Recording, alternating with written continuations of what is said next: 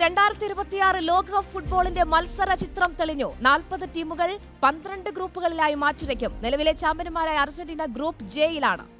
Algeria, Austria, Jordan ടീമുകളാണ് ഗ്രൂപ്പിലുള്ളത്. Group സിയിൽ ബ്രസീലിന് കടുത്ത മത്സരം നേരിടേണ്ടി വരും. മൊറോക്കോ, ഹൈത്തി, സ്കോട്ട്ലൻഡ് ടീമുകളാണ് ഗ്രൂപ്പിലുള്ളത്. ദക്ഷിണാഫ്രിക്കയും മെക്സിക്കോയും തമ്മിൽ ജൂൺ 11-നാണ് ഉദ്ഘാടന മത്സരം. ഫൈസൽ ഹംസ നൽകും വിശദാംശങ്ങൾ.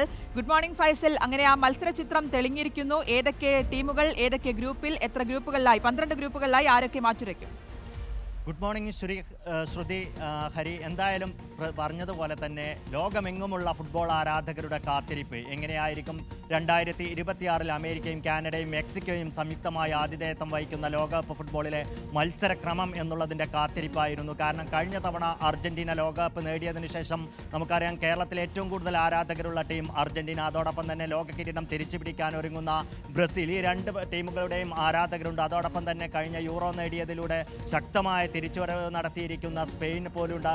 അതോടൊപ്പം തന്നെ ക്രിസ്ത്യാനോ റൊണാൾഡോയ്ക്ക് ഒരു ലോക കിരീടം വേണമെന്ന് വല്ലാത്ത ഒരു ആഗ്രഹമുള്ള പോർച്ചുഗീസ് ഫാൻസ് ഉണ്ട്. ഇവർക്കെല്ലാം ആരായിരിക്കും ഗ്രൂപ്പ് ഘട്ടത്തിലെ പ്രാഥമിക ഘട്ടത്തിലെ തങ്ങളുടെ എതിരാളികൾ എന്ന് അറിയാനുള്ള അവസരമായിരുന്നു ഇന്നലെ. അതെന്തായാലും വ്യക്തമായിരിക്കുന്നു. എങ്ങനെയായിരിക്കും ഗ്രൂപ്പ് ഘട്ട മത്സരങ്ങൾ എന്ന് വ്യക്തമായിരിക്കുന്നു. എന്തായാലും നേരത്തെയൊക്കെ ഈ ഡ്രോ നടക്കുമ്പോൾ പിറ്റേന്നുള്ള വാർത്ത നമുക്ക് എപ്പോഴും ഉണ്ടായിരിക്കുന്നത് ഈ കറുത്ത കുതിരകൾ ഉണ്ടാവുമോ അല്ലെങ്കിൽ ഏതാണ് മരണ ഗ്രൂപ്പ് എന്നുള്ളതൊക്കെ ആയിരുന്നു. പക്ഷേ ഇത്തവണ ഈ മരണ ഗ്രൂപ്പ് എന്നൊന്നും പറയാൻ പറ്റുന്ന തരത്തിലുള്ള ഗ്രൂപ്പുകളില്ല എന്നുള്ളതാണ്. അതിനുള്ള കാരണം ചരിത്രത്തിൽ ആദ്യമായി 48 ടീമുകൾ പങ്കെടുക്കുന്ന ഒരു ലോകകപ്പ് എത്തുന്നു എന്നുള്ളത് തന്നെയാണ്. അതുകൊണ്ട് തന്നെ ഒരുപാട് ടീമുകൾ പങ്കെടുക്കുന്നു. കടുത്ത ടീമുകൾ, അതായത് പ്രബല ടീമുകൾ ഒരുമിച്ച് മത്സരിക്കുന്ന ഒരു സാഹചര്യം ഗ്രൂപ്പ് ഘട്ടത്തിൽ ഒഴിവായി വരുന്നു എന്നുള്ളതാണ്. പക്ഷേ എങ്കിൽ പോലും ശക്തരായ ബ്രസീലിനൊക്കെ കടുത്ത മത്സരം തന്നെയാണ് നേരിടേണ്ടി വരുന്നത് എന്നുള്ളതാണ്. ബ്രസീലിനെ സംബന്ധിച്ചിടത്തോളം കഴിഞ്ഞ ലോകകപ്പിലെ 4ാം സ്ഥാനക്കാരായ മൊറോക്കോയുണ്ട് അവർക്ക്.